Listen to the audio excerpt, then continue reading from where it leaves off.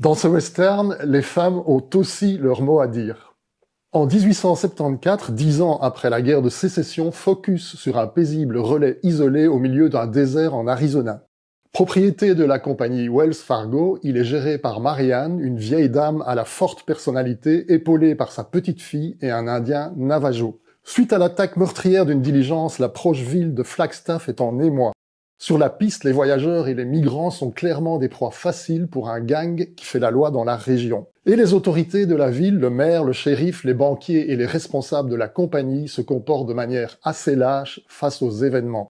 L'arrivée au relais d'une femme aux abois, d'un mystérieux cavalier et de la dite bande de brigands va déclencher un cocktail explosif car il y a un butin à la clé. Vous le voyez, ce sont tous les ingrédients classiques du western qui sont rassemblés ici. Sauf que le scénariste Roger Seiter nous entraîne dans une revisitation du genre en bousculant les clichés habituels. Pas question ici de justice ou de vengeance, chacun des acteurs va révéler une personnalité déroutante et ne pas se cantonner au rôle attendu. Une belle réussite donc, soutenue par l'impeccable dessin semi-réaliste de Chris Regnault, qui m'a parfois fait penser à celui de De Rib, époque Buddy Longway. Ça s'intitule Leave Them Alone, et ça paraît chez Grand Angle.